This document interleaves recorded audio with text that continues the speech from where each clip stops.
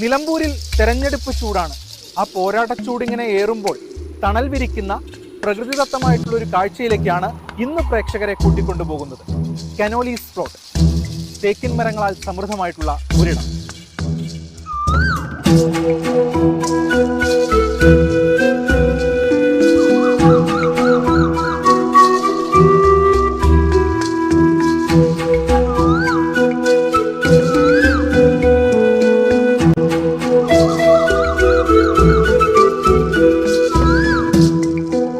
ലോകത്തിലെ ഏറ്റവും ആദ്യത്തെ മനുഷ്യനിർമ്മിത തേക്കിൻ തോട്ടങ്ങളിൽ ഒന്നാണ് കനോലീസ് പ്ലോട്ട്.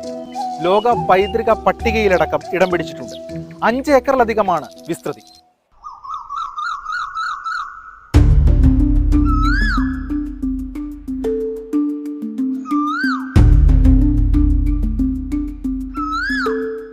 ഈ കനോലീസ് പ്ലോട്ടുമായി ബന്ധപ്പെട്ട ചരിത്രം വളരെ പ്രധാനപ്പെട്ടതാണ്. പണ്ട് ബ്രിട്ടീഷ് ഭരണകാലത്ത് മലബാർ ജില്ലയുടെ കളക്ടറായിരുന്നു ഹെൻറി വാലന്റൈൻ കനോലി.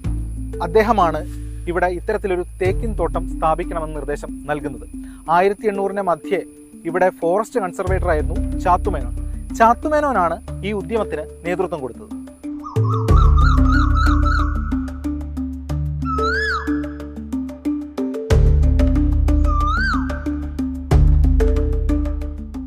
ഭയങ്കര വൈബാണ് ഇതാ ഇങ്ങനെ നിൽക്കാൻ. സമയം പോകുന്നത് അറിയില്ല.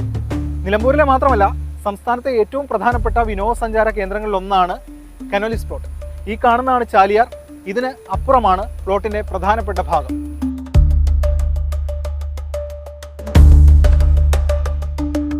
ഇത് ബീറ്റ് ഫോറസ്റ്റ് ഓഫീസർ രഞ്ജിനി. ഏറ്റവും പ്രധാനപ്പെട്ട ഒരു വിനോദസഞ്ചാര കേന്ദ്രമായി മാറി അല്ലേ ഇത്? 116ഓളം തേക്കുകളുണ്ട്. ഒക്കെ ഏകദേശം 452 വണ്ണത്തിലുള്ള തേക്കുകളാണ് അവിടെ ഉള്ളത്. തേക്കിന്റെ പ്രത്യേകത കൊണ്ട് തന്നെയാണ് നമ്മളെ നാടിനെ അറിയപ്പെടുന്നത്. കാരണം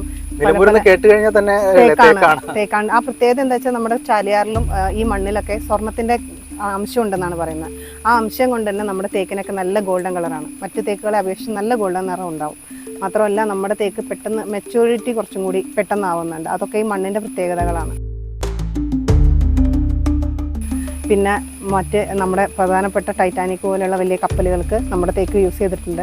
നമ്മൾ റോൾസ് റോയ്സിന് നമ്മുടെ തേക്ക് യൂസ് ചെയ്യുന്നുണ്ട്. അപ്പോൾ അതൊക്കെ നമുക്കൊരു ക്രെഡിറ്റാണ്.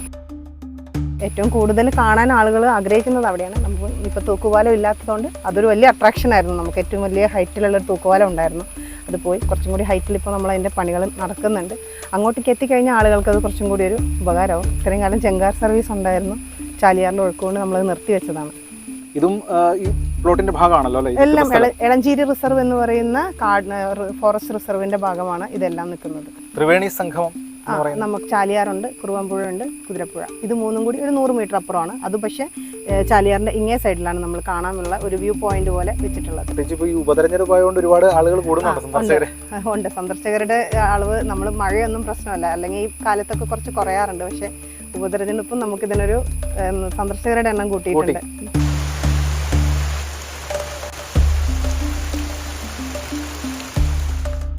ഓരോ നാടിനും ഓരോ പ്രത്യേകതയുണ്ട്.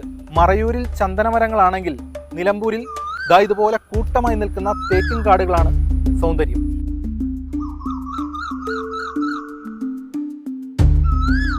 പ്രകൃതി രമണീയമാണ് ഇവിടെ. പച്ചപ്പും ശാന്തതയും ഒക്കെയുണ്ട്. തേക്കിൻ തോട്ടത്തിന്റെ 2 വശങ്ങളിൽ ചാലിയാർ ഉൾപ്പെടെയുള്ള നദികളാണ്. മറ്റ് 2 വശങ്ങളിൽ ഇടതൂർന്ന കാടുകൾ.